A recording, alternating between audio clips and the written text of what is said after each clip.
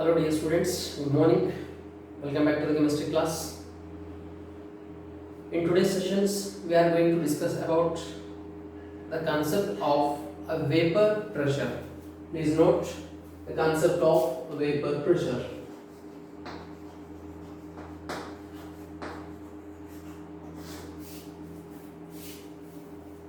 In solution topic, it is a vapor pressure concept we are taking.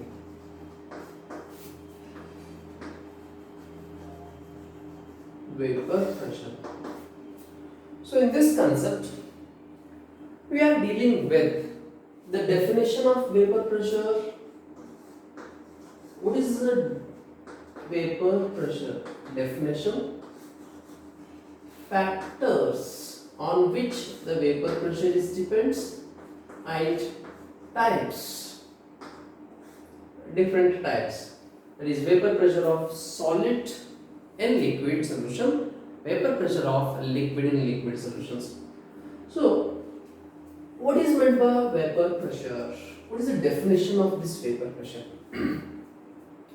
Suppose when a liquid is heated in a closed container, suppose you are taking a closed container, a vessel in which you are heating the liquid. So, this is the closed container in which a liquid is heated. What happens when the liquid is heated? So definitely a part of liquid which undergoing evaporation.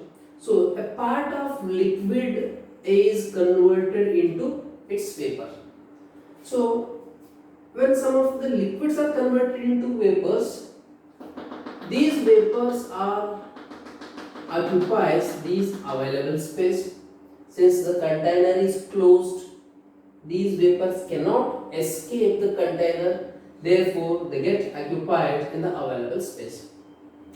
Due to the evaporation, some of the liquid molecules, the level of liquid decreases because these liquid molecules which are undergoing evaporation and forming the vapors, and these are the vapors and this is the liquid. So a part of liquid undergoing evaporation, so as a result some of the level in liquid level decreases by small time.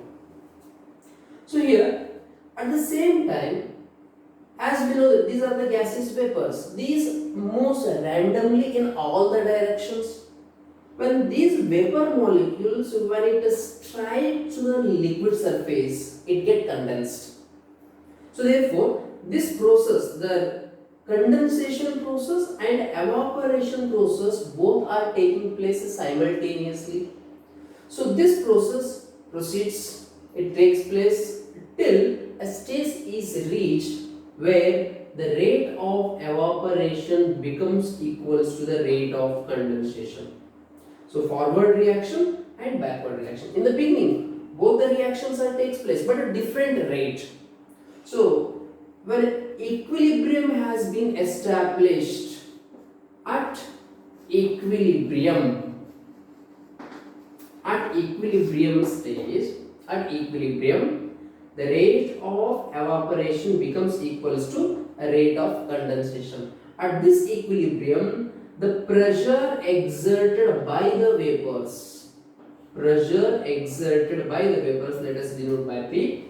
So the pressure exerted by the vapors on the liquid surface is known as vapor pressure. This is a simple definition.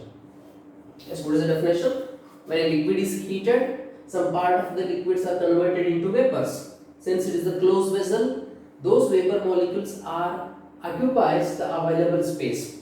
And these vapor molecules moves randomly in all the direction. When some of the vapors, when it strike to the liquid surface, it get condensed. So that process is called condensation, and this one is evaporation. So this evaporation and condensation takes place at a different rate in the beginning. But when an equilibrium stage is reached, at this stage, at this point, equilibrium point, the rate of evaporation becomes equals to rate of condensation. At equilibrium, the pressure exerted by the vapors on the liquid surface is known as vapor pressure.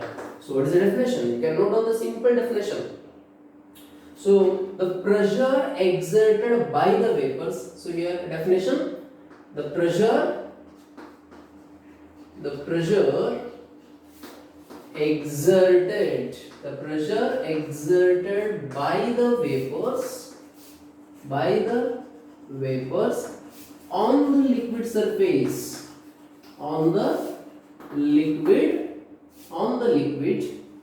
the pressure exerted by the vapors on the liquid surface, which is in equilibrium with each other at constant temperature. So simple definition: the pressure exerted by the vapors on the liquid surface, which is in equilibrium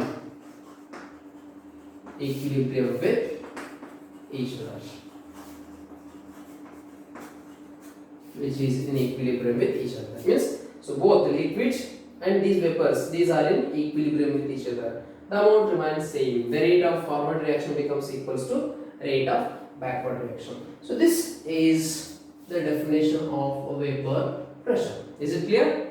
The pressure exerted by the vapors on the liquid surface in equilibrium with liquid at constant temperature. That is called vapor pressure.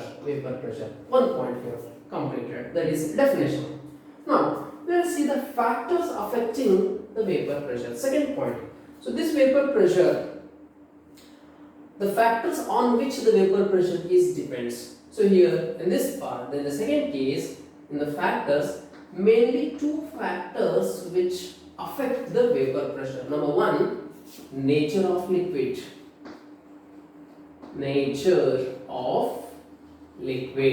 The first one is nature of liquid, whereas the second point is temperature. Nature and temperature. Look at this. So how the nature which affect the vapor pressure and how the temperature affecting the vapor pressure? It's very simple. In first point, look at the explanation of this. Nature of liquids which affecting the vapor pressure. As we know that different liquids which have a characteristic vapor pressure, because different liquids have different magnitude of intermolecular interaction. Suppose let us consider different liquids. So I am considering different liquids. So in the vessel A I have taken liquid A. So here liquid AA interactions will be there. Suppose if liquid B is considered, so here the interactions are different. Assume that it is water and here it is alcohol. Water and alcohols I have taken two different liquids. The intermolecular interactions in alcohol is different from the intermolecular interactions in water. So here different liquids have different magnitude of intermolecular interactions. If they are having a different magnitude, different intermolecular forces, then they have different tendency to escape the surface of liquid. So if they are having different tendency to escape the liquid surface, then definitely the pressure will be different for these different liquids. So nature of liquids. The liquid which having weak intermolecular interactions, which having higher tendency to escape. Suppose if the intermolecular interaction AA, intermolecular interactions is very strong, can it undergoing evaporations? If, because these intermolecular interactions are strong, when it is heated, can it undergoing evaporations easily? No, because it requires very high energy to break the bond and then to escape. Whereas if the two liquids which having very less interactions, definitely it is easily converting into the vapor phase. So therefore, the first point, the nature of liquid. The liquid which having weak intermolecular interaction having high tendency to escape. So when it having high tendency to escape, vapors are formed readily. So vapor pressure is also more for that liquid. This is the first factor. First factor, the liquid which having weak interactions will having more vapor pressure. Example, even alcohol you can take, compared to water, intermolecular interactions will be less. So compared to alcohol, ether vapor pressure will be follows in this order. Ether intermolecular interactions are, again it is still less as compared to alcohol. Therefore, the vapor pressure will be more in ether than alcohol, which in turns than water. This is the first factor, that is nature of liquid. Whereas second factor, temperature. Of course, temperature. As the temperature increases, that means we are supplying some amount of energy. So liquid molecules which moves randomly, when we are heating, so when we are supplying the temperature, the liquid molecules which absorbs the energy, so when it absorbs the heat energy, its kinetic energy increases. That means the movement of liquid molecules, initially it is slow, when heat is absorbed, which moves randomly. So as a result, so when temperature is increased, its kinetic energy becomes more. As the kinetic energy increases, it readily escape from the liquid surface into vapor phase. Therefore, vapor pressure increases. So here, temperature and vapor pressures are directly related with each other. Temperature increases, vapor pressure also increases. What about the intermolecular interactions? With increase in temperature, vapor pressure always increases, because temperature and kinetic energy directly related. Temperature is directly proportional to, so here temperature is directly proportional to kinetic energy. So therefore kinetic energy increases, which easily escape to the vapor phase. Vapors increases, vapor pressure also increases. So these are the two factors which affecting the vapor pressure. Hope these concepts are clear. Definition, factors affecting, right? So the first point is definition. What is the vapor pressure? The pressure exerted by the vapors on the liquid surface in equilibrium with that particular liquid and at a given temperature or constant temperature, that is vapor pressure. So this vapor pressure of a liquid depends upon two factors. First one is nature, second one is temperature. How it depends on the nature? So that is intermolecular interaction. If intermolecular interactions are strong in liquid, it cannot escape easily. So vapor pressure is less. Number of vapors are less, vapor pressure is also less. If weak intermolecular interactions, then it readily undergoes vaporizations, vapors are formed. So those vapors which exert the pressure, vapor pressure is also more. But in second case, temperature, when temperature is increased, the bonds are broken very readily, intermolecular interactions becomes weak, it readily escapes from the liquid surface, hence vapor pressure will be more. So this is the definitions and factors affecting. Now let us study the different types of vapor pressure. So vapor pressure of, the next concept is vapor pressure of liquid solutions, vapor pressure of liquid solutions, vapor pressure of liquid solutions, vapor pressure of liquid vapor pressure of liquid solutions, vapor pressure of liquid solutions. So what is meant by liquid solutions? Can I give example? In the first class we have discussed regarding the types of solutions. So liquid solution is nothing but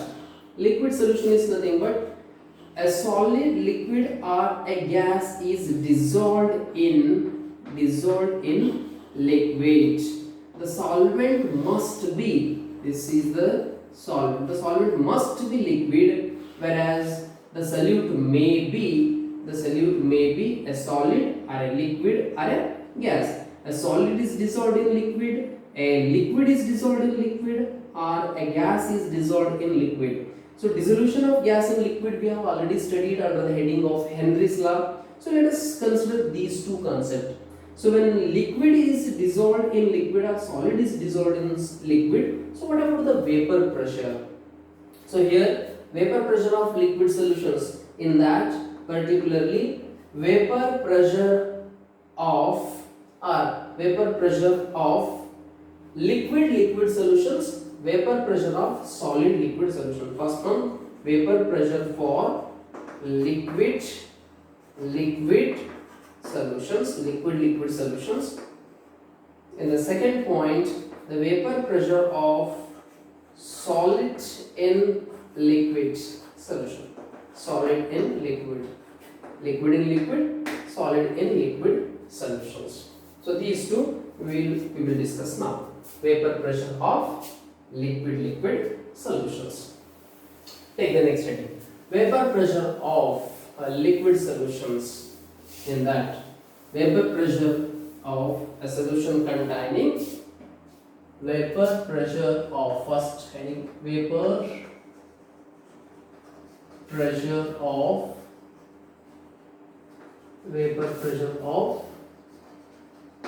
liquid solution, vapor pressure of a liquid solution.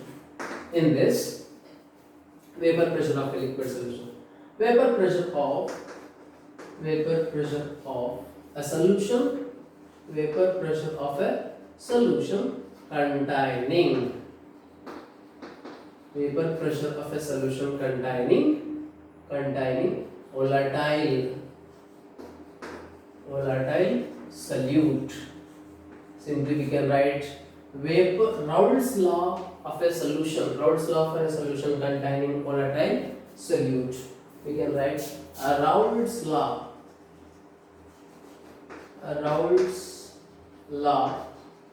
for a solution containing volatile solute. Raoult's law for a solution containing volatile solute. So here, now let us study. Solution means what? How it is produced? First point, solution. Because regarding the vapor pressure, we have already studied the definition. What is meant by vapor pressure? We know that. Solution is nothing but definition, the topic itself, it is a solution. So the topic name, solution, we have defined is a mixture of two or more component. That means when a solute is mixed with the solvent, it forms solution. Two or more components. So solute plus solvent, this results into the solution, right? So liquid solution means solvent must be liquid. Solute may be a solid, liquid or gas, but solvent must be liquid solution. Vapor pressure definition, you already know that. So here, for a particular liquid, single liquid, that means it is a solvent. So now, look at this. This is a solvent. This is a solvent molecules. Close this. A solvent molecules. Assume that just water, solvent. So in this, when this solvent water in the closed vessel, when it is heated, it is solvent, right? Liquid molecules. So when it is heated, what happens? Some part of the liquid are undergoing evaporations. That means some level here it is decreases, the level decreases, and these liquid molecules are escaped into the vapors. Some vapors are produced in this. These are the vapors, right? Vapors. So here, let us say that if it is liquid A, I have taken liquid A. This is the liquid A, and the pressure exerted by this liquid is represented by PA. Similarly, let us take some another liquid, closed vessel. This is the second vessel, closed vessel. Some same quantity. I have taken the different liquid, some other liquid. Let's say the liquid B I have taken. And in this case, when it is heated, the pressure exerted by the liquid B is represented by B. So here, the liquid A which undergoing evaporation, that means volatile. It is volatile. This is also volatile. Both are volatile liquid. Volatile means evaporation when it undergoing evaporations, that is called volatile. Now, when these two liquids are mixed together, what happens? When A and B mixed together in a vessel, I have taken these two liquids. Both liquids A and B mixed together. So now it containing A plus B. So in the closed vessel I have taken A plus B. Both the liquids I have taken. Now when this is heated, what happens? Which liquid which undergoing evaporation, A or B? First beaker, liquid A which undergoing evaporation and it forms some pressures, vapor pressure PA. Second beaker, liquid B, it undergoing evaporations and the vapor pressure is PB. When these A and B are mixed together and it is heated in another vessel, so which liquid undergoing evaporation, A or B?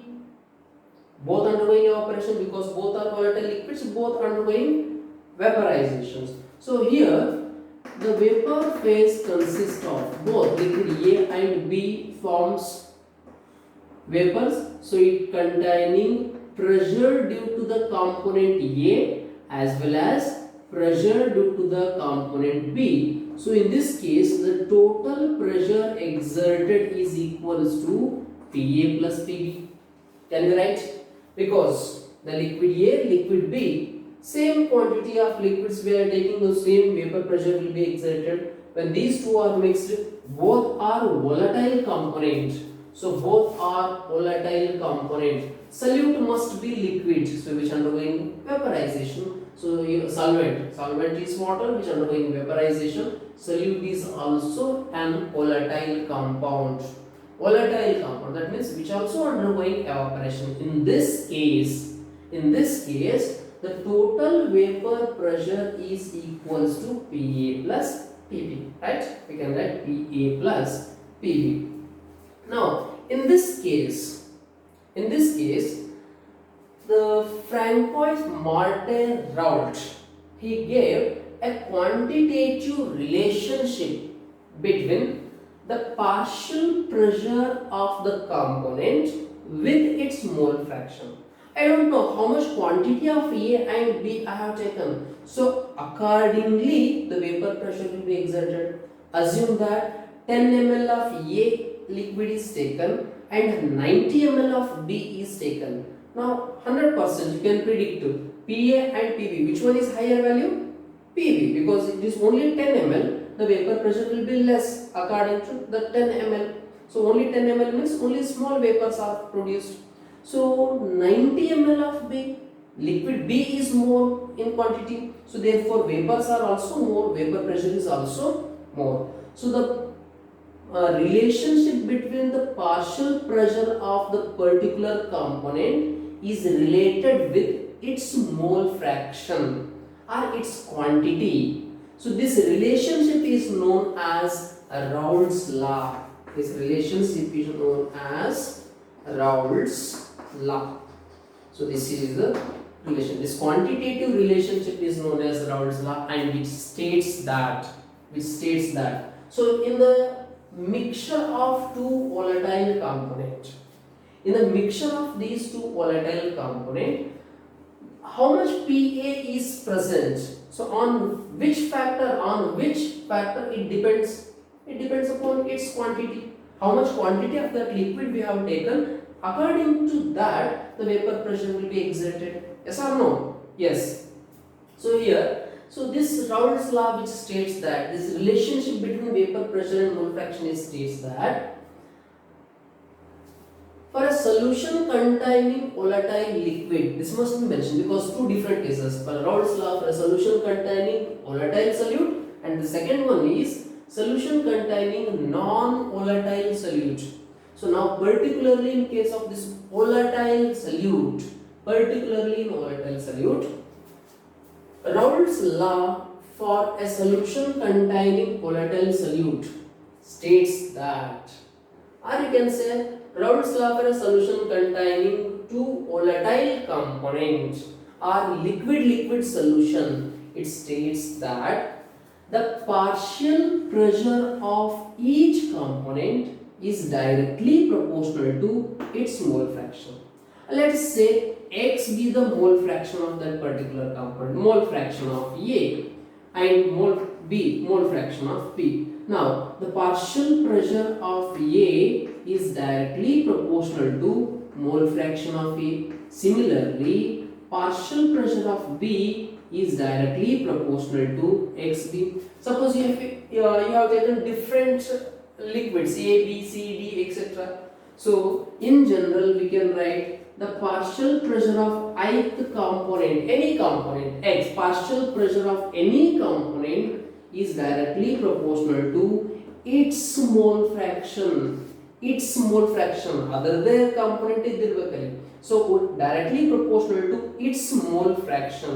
It always depends upon its mole fraction. So this is the statement of Raoult's law for a solution containing volatile solute. Is it clear? Yes.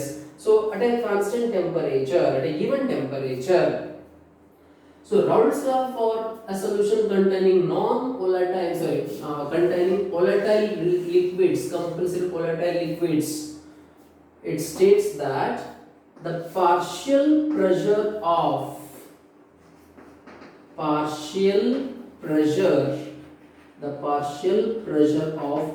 each component is directly proportional to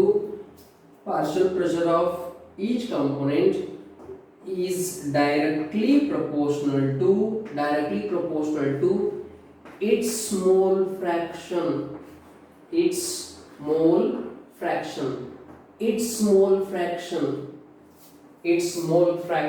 So here mathematically we can write, so P means that is partial vapor pressure of any component. I am writing I. You can take any component A, B, C, D, etc. So here it is directly proportional to its mole fraction. I am taking particularly Xi. I, A, B, B, C, C. You can take any component. So if we remove the proportionality constant, we can write partial vapor pressure of each component is equals to P naught I into Xi. So this P naught I is the proportionality constant, and this is known as the vapor pressure of that component in pure form. So here, for example, in this case, so it is liquid A, liquid B. So partial pressure of A is directly proportional to X according to the Raoult's law. So is equals to P naught A into XA. P naught A is nothing but in its pure form. When separately liquid A is taken, that is this, in this case we can write it is P naught A. The pressure exerted by this liquid in its pure form, no mixture. So only in pure form. This is also in pure form, but in this case it is mixture. It is not pure, it is a mixture. So therefore PA is equals to P naught A, this value, the vapor pressure of that component in its pure form into its mole fraction in the solution. So therefore second component, that is PB is equals to P naught B into XB. So in general we can write Pi is equals to P naught I into Xi. This is also we can write the statement. So what is the statement? Alternatively we can write Raoult's law states that, which Raoult's law? Raoult's law for a solution containing volatile solute, or Raoult's law for liquid solutions. It states that at constant temperature, partial pressure of each component or partial pressure of any component is equals to, in the first case I have written directly proportional to, or if this is the statement, partial pressure of each component is equals to, it is the product of partial vapor pressure of that component in pure form into its mole fraction. So this is the statement of Raoult's law. Now in a volatile solute mixture, according to the Dalton's law of partial pressure, in 5th unit states of matter we have studied Dalton's law of partial pressure. What it states? The total vapor pressure exerted by a mixture of two or more inert gases is equals to sum of individual pressures. So total pressure exerted is equals to PA plus PP, right? PA plus PP. Now, according to the Raoult's law, PA can be written as, according to the Raoult's law, according to the statement of this Raoult's law, the PA can be written as P naught A into XA plus, according to the Raoult's law, PB can be written as P naught B into XB, P naught B into XB. Now we know that mole fraction of A and B, we know that XA plus XB in a binary solution, sum of mole fraction of all the component is equals to 1. So therefore, can we write in place of XA is equals to 1 minus XB. So substitute these values and simplify. P naught A into 1 minus XB plus P naught B into XB, P naught B into XB. Simplify. P naught A minus P naught A into XB plus P naught B into XB. XB common. So here it is P naught A. Let us take XB as common plus P naught B minus P naught A into XB. This is the total vapor pressure exerted by a mixture of two volatile liquids is given by this relation. So in these expressions we can draw some conclusions. So what are those conclusions? The total vapor pressure exerted by a mixture of liquids is linearly varies with one of the mole fraction. Either you can take XB or you can take XA. Instead of this XA, if you substitute the value of XB is equals to 1 minus XA, then definitely it is in terms of XA we can write. So P naught A, P naught B are the constant value, its magnitude is constant, because for a particular liquid its vapor pressure is constant. So therefore these two are constant, and the total vapor pressure varies linearly with one of the mole fraction. Because when one mole fraction varies, other mole fractions will be decreases, because XA plus XB is equals to 1. When its value increases, its value automatically decreases, because sum is equals to 1. So this is the first conclusion. The total vapor pressure which varies linearly with the one of the mole fraction. Either you can take a solute or you can take the solvent. This is the first case. That is vapor pressure of the liquid solution. In that first one, vapor pressure of a solution containing volatile solute. Remember, in volatile solute, the statement we have used, its mole fraction. Remember this word. For volatile solute or for liquid solutions, liquid solution, both are volatile component.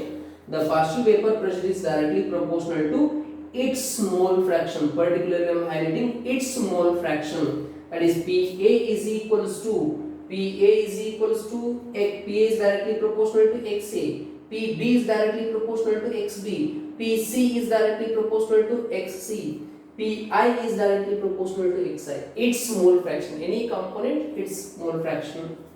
Any component, Pi is directly proportional to its component. This is the vapor pressure of a liquid solutions. Now let us consider the second one, Raoult's law for a solution containing non-volatile solute. Which containing non-volatile solute.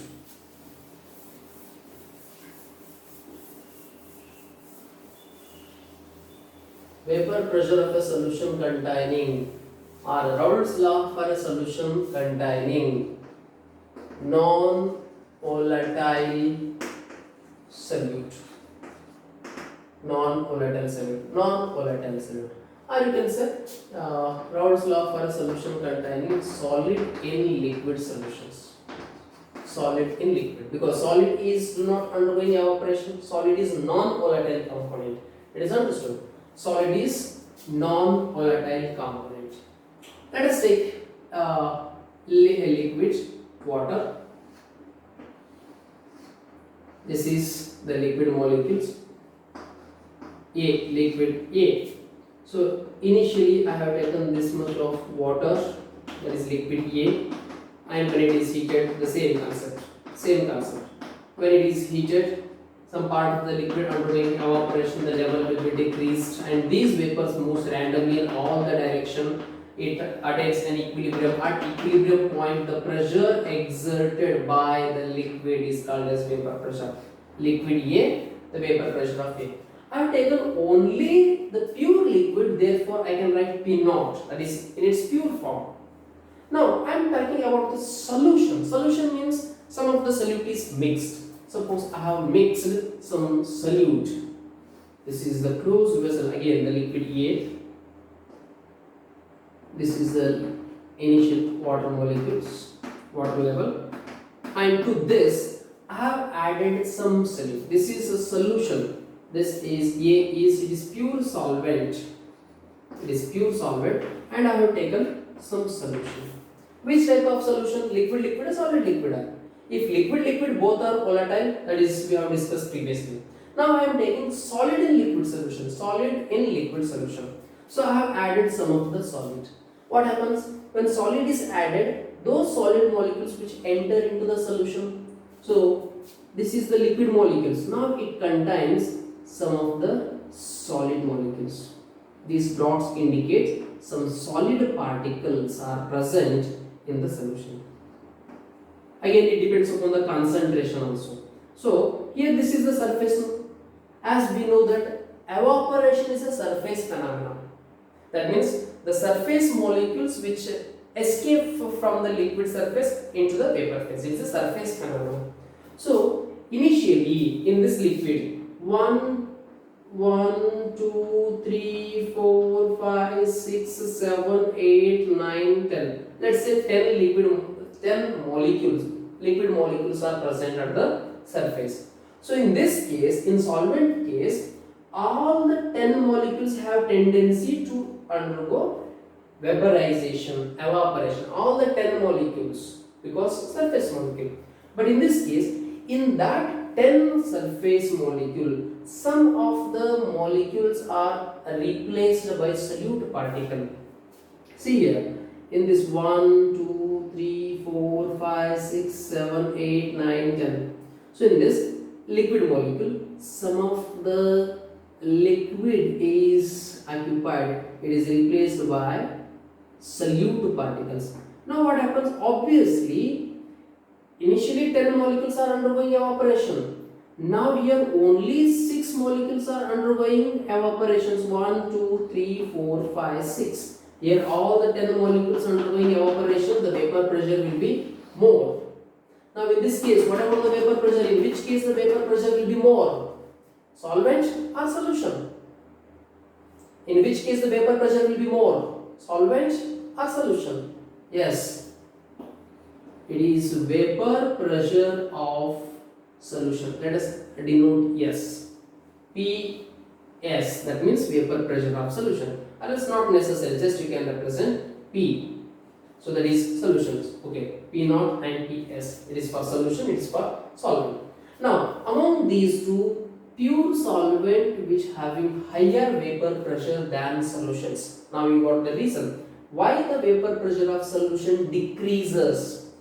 Because when a solute is added, which type of solute? Non-volatile solute is added.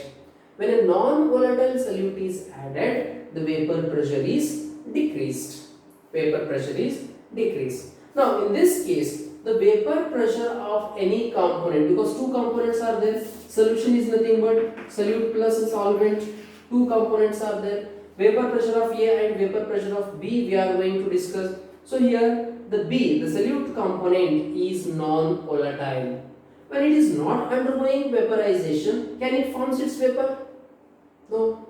When its vapors are not produced, then P, the partial pressure due to that component will be zero, because it is not having any vapors of that component. So therefore, the total pressure is dependent only on dash. Which one? Solvent. because only solvent molecules are undergoing evaporation. So therefore, this vapor phase containing only the solvent particles, the vapors of solvent only. Therefore, the total pressure is equals to partial pressure of solvent molecules only, not the solute particle. Whereas in the previous case, volatile solute, both the component are undergoing evaporation, therefore the vapor phase containing two components. But now in this case, the vapor phase containing only one component, that is a solvent, right? So in this case, the Raoult's law states that Raoult's law for a solution containing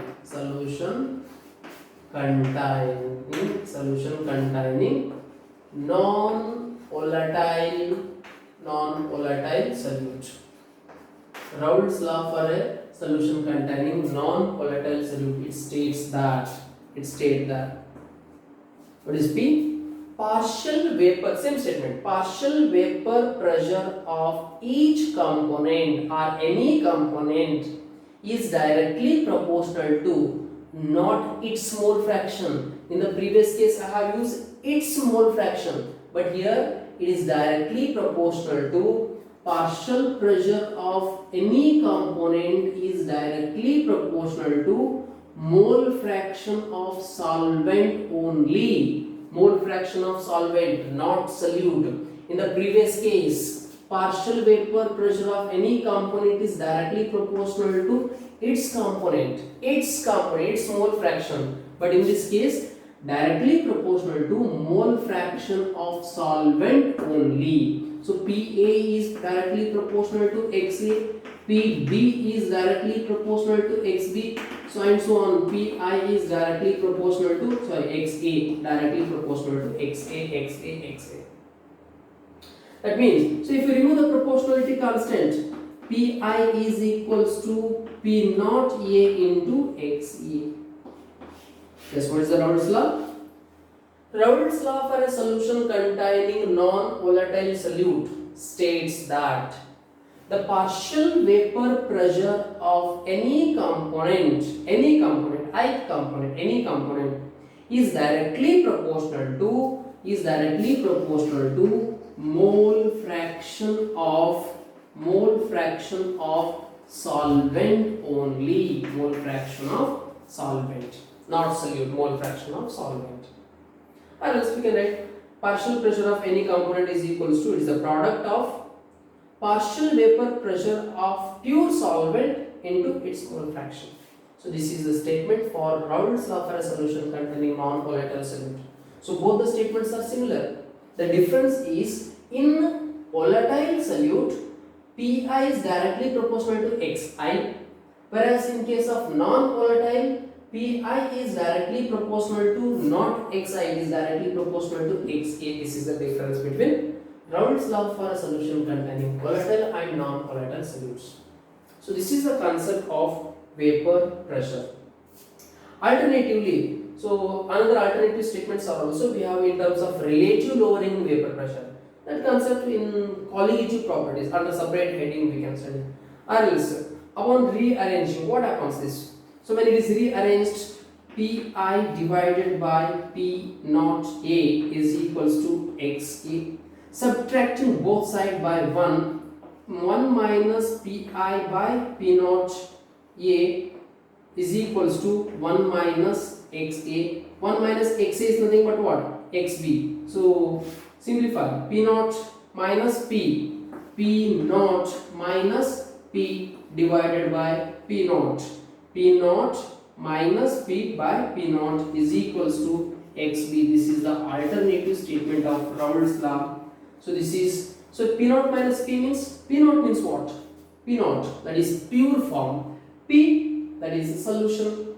So difference, its value is more, its value is less. The difference is nothing but sum of the vapor pressure is lowering in vapor pressure. So this is this term as lowering in vapor pressure. With respect to P naught, that is relative lowering in vapor pressure is equals to Xp, mole fraction of solute. relative lowering in vapor pressure is equals to the mole fraction of solute at a given temperature. This is alternative statement. So this we'll study in detail under the heading of colligative property, that is the part 2 in solution topic. Is it clear? Okay. So this is about the concept. So in this sessions we have discussed about the vapor pressure, concept of vapor pressure. In that, definition of vapor pressure, factors affecting the vapor pressure, and then Raoult's law for a solution containing volatile solute, Raoult's law for a solution containing non-volatile solute. So this concept we have completed. In the next session we will discuss about ideal solution and non-ideal solution. Non-ideal solution showing positive and negative deviation, azeotropic mixture, that completes the part 1, and then we will deal with part 2, that is colligative property. Okay, thank you.